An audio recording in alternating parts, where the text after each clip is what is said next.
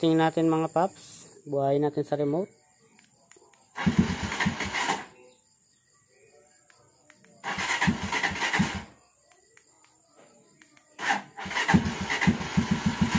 So ayan, medyo mababa ang minor natin kaya nakatatlo tayong start. Pero kapag mainit na siya, 1 start na lang yan. Or kapag tama ang minor nyo. Sa akin kasi sinadya ko talagang babaan ng minor niyan. So eto, pwede natin patayin sa ano. Kahit alin dito sa dalawa, pwede siyang patayin. Ayan, patay siya.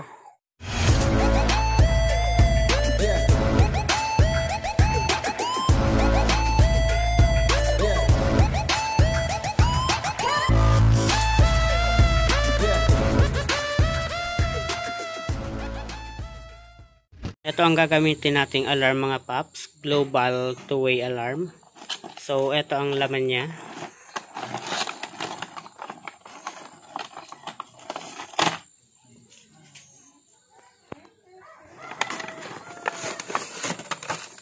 So ito ang laman niya paps. Dalawang remote. Then balas, speaker, at saka ang kanyang harness. So ito muna ang i-wiring natin doon. So ito, meron siyang 8 pirasong wire, 2 yellow, 1 orange, 1 blue, 1 pink, at saka 1 black, 1 pula, at saka 1 gray. So, etong 2 yellow, i-connect natin siya sa signal light. So, sa mga signal light siya. Then, eto namang orange, i-connect natin siya sa accessory wire. Then, etong blue, i-connect natin siya sa trigger ng starter. Then, etong pink at saka gray, sa kill switch, ang purpose niya. Then, etong pula, sa positive ng battery. Then itong black sa ground. So tara.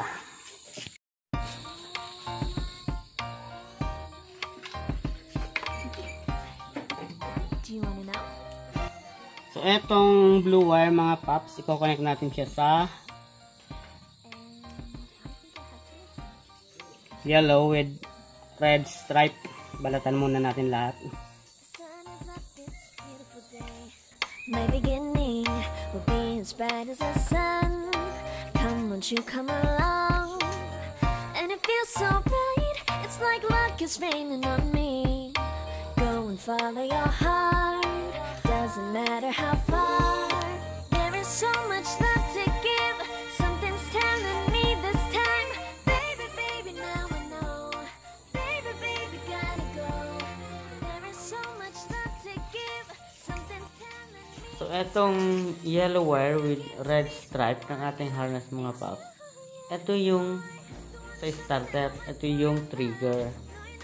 Diretso na natin i-connect dito yung blue wire ng ating alarm. Hindi na tayo gagamit ng relay. Katulad ng ginagawa natin sa ibang mga dekambyong motor na naka-manual clutch.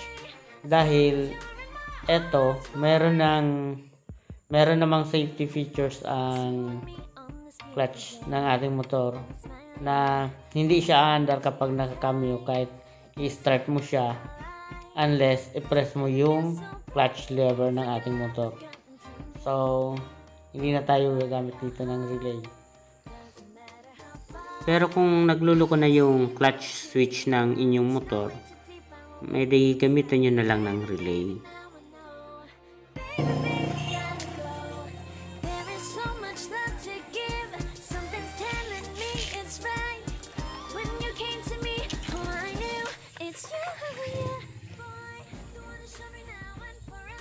Sunod natin ikakabit mga paps ay itong red wire ng ating alarm. Ikakabit natin siya dito sa red wire din ng ating motor. Itong red wire ng ating motor, nakakonect ito direct sa positive ng ating battery.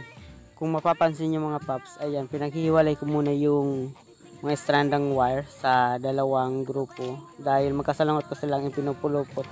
Yung isa clockwise at yung isa naman counterclockwise para hindi siya basta-basta na tatanggal if in case man mahila siya accidentally.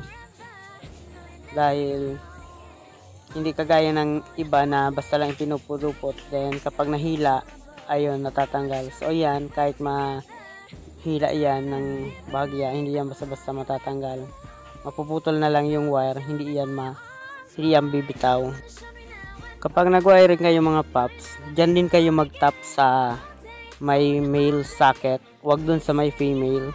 Kasi yung male socket, yan yung socket na sa nakaka-connect sa harness mismo. Yung sa female socket naman kasi doon yan sa sa naka-connect yung sa mga switch.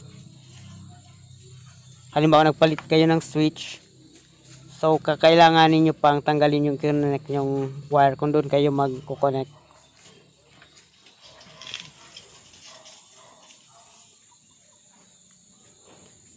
Isa nitong yellow wire mga paps, i-connect naman natin sa orange wire ng ating harness. Yung orange wire ng ating harness, papunta yan sa signal light. So, doon natin i-connect yung isang yellow wire. Kahit alin dyan sa dalawang yellow wire ang ikabit nyo dyan, okay lang, walang problema yan. Basta isa sa dalawang yellow wire na yan, dyan i-connect sa orange wire. Ang kaparehong color coding pa pala nitong C200 mga paps ay yung Honda at saka yung ibang China Motors. So kung Honda or iba pang China Motors ang motor nyo at gusto nyong magkabit ng alarm, pareho lang na color coding ang gagayahin nyo. So pwede nyong kopyahan itong ginagawa nating video. 갑자기 내게 나타나준 너, 난 아무 말도 할 수가 없었지. 첫눈에 반한다는 이야기가. Next, na ikakabit naman natin ay yung isa pang yellow wire. Dito naman natin siya i-connect sa light blue wire ng ating harness. Papunta din ito sa signal light mga paps. So, bali yung dalawang yellow wire ng ating alarm, pareho silang papunta sa mga signal light ng ating motor. So, yung isang yellow wire sa kabila, then yung isa namang yellow wire sa kabila naman. So, kapag nagkakabit pala kayo ng wire mga paps, dapat maganda ang connection, mahigpit, at saka yung hindi basta-basta nahuhugot. Dahil kadalasan dyan nagkakaroon ng problema na banat yung wire then natanggal. So dapat hindi ganon. Kagayan nyo yung pagkabit ko, mapuputol na lang ang wire, hindi yan basta-basta matatanggal.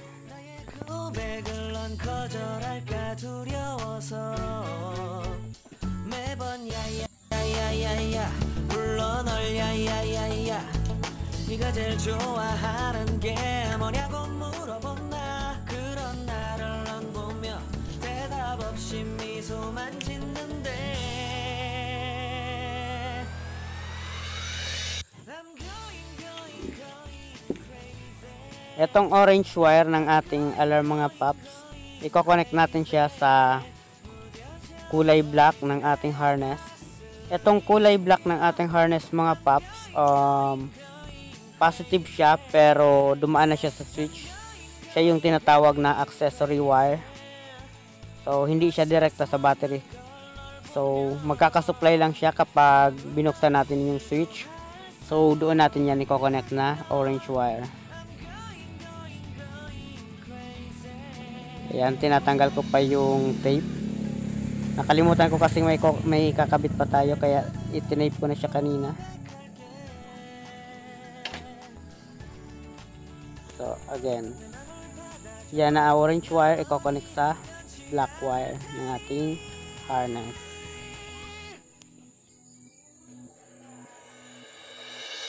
I'm going crazy. I'm going crazy. 무뎌져 버린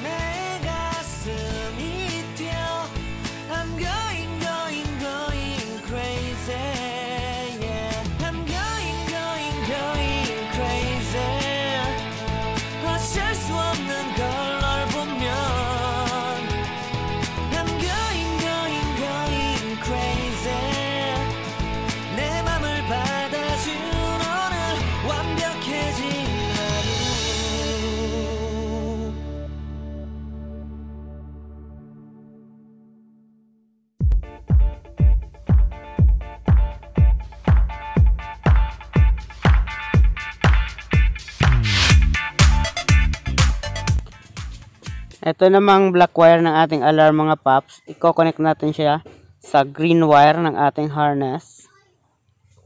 Yan, ayan. Yung green wire ng ating harness mga paps, siya yung ground ng ating motor. So, naka-connect siya direkta sa battery. So, kaysa magpagapang pa tayo ng wire papunta sa battery, dyan na lang natin siya i-connect.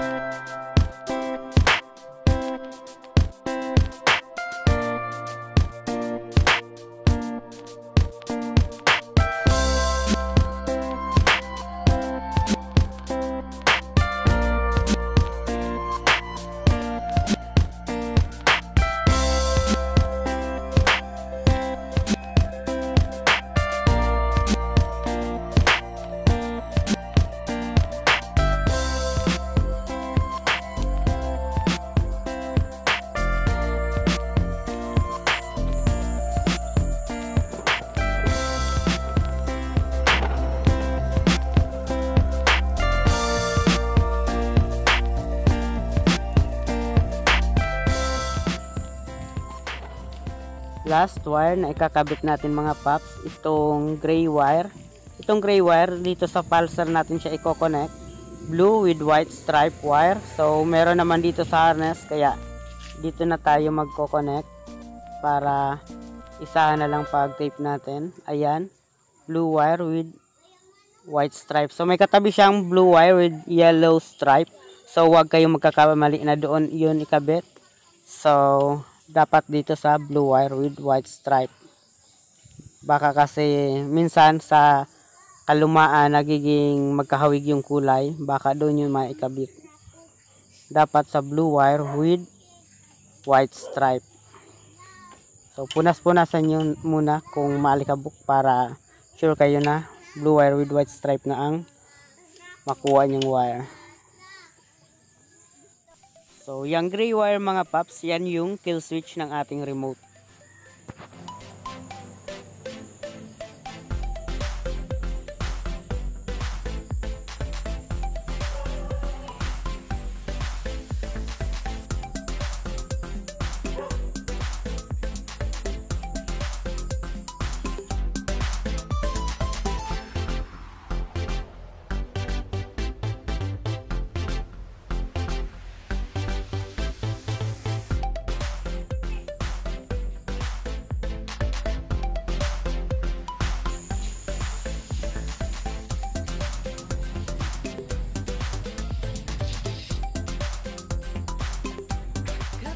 내게 나타나준 너 난 아무 말도 할 수가 없었지 첫눈에 반한다는 이야기가 널 보는 순간 이해가 됐어 매번 야야야야야 불러 널 야야야야.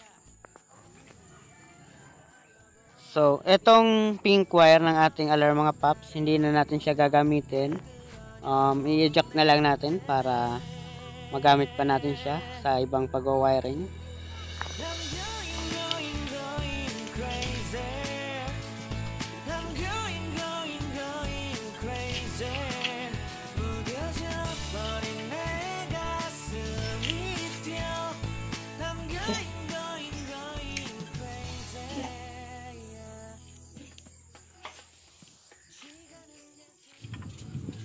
Balutan natin ng tape mga paps dahil tapos na tayo mag-wiring. So, mas maganda yung binabalutan natin ng tape yung mga wire mga paps para organize siya. Bukod sa maganda siyang tingnan, mas nakakadagdag din siya sa safety ng ating mga wire dahil mas naiiwasan yung maipit sila kung saan saan. Kapag naipit dun kasi doon nagsisimula yung mga grounded.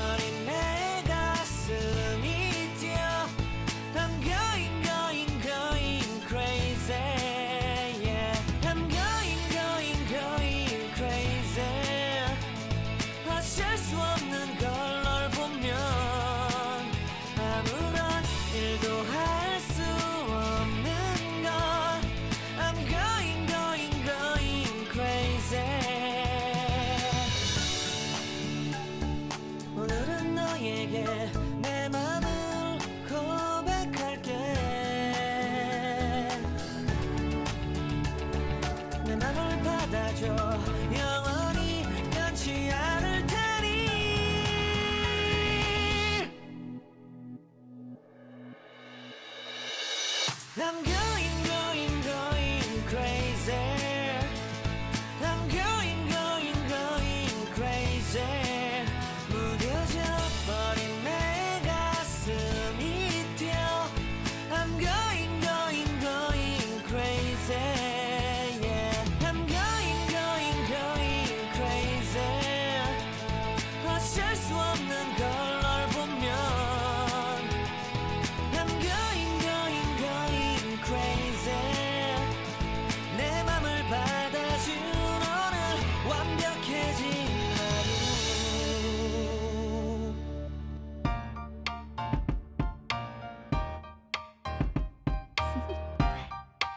Do you want to know?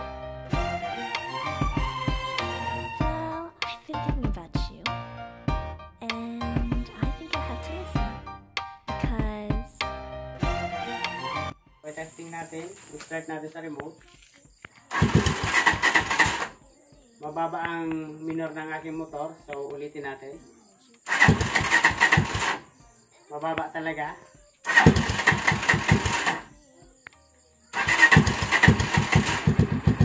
So, ayan. Naka-start na. So, kung okay ang minor ng inyong motor, one-click lang siya dapat. Isang pindot lang. Mag-start na siya. So, kapag binuhay natin sa remote, pwede natin patayin kahit alin dito sa dalawang bote na ito. So, patayin natin. Then, pwede rin natin siyang buhayin sa susi. So, start natin sa susi mga paps. So,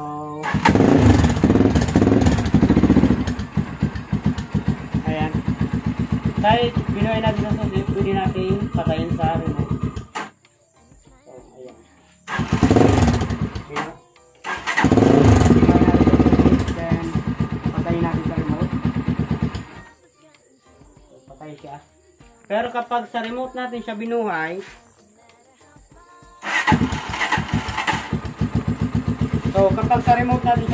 hindi natin siya mapapatay sa susi.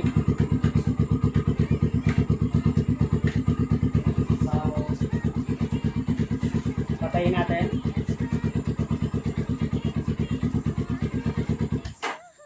Cambio natin mga paps. Subukan natin kung mag-start na nakakambyo. Ayan, nakakambyo na siya. So, i-start natin kung mag-start bang nakakambyo. So, ayan. So, ayan. Bumuhay lang ang kanyang power. Pero hindi siya nag-start dahil naka first gear siya. So hindi siya nag-start kapag naka first gear siya dahil may may dati na siyang safety na hindi mo siya mapapa-start kapag naka-cambio.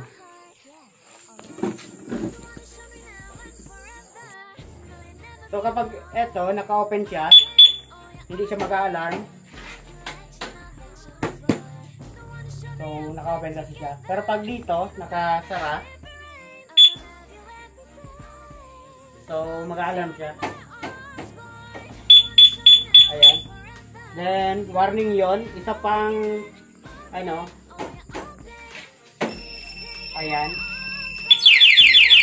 Mag-alarm na siya.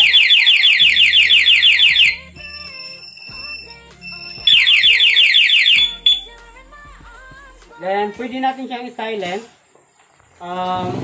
Limang press dito.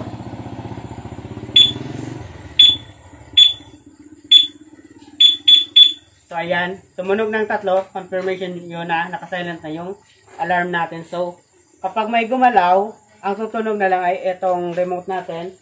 Then, yung speaker ng alarm natin, hindi na siya tutunog. So, ayan. Ito na lang ang tutunog.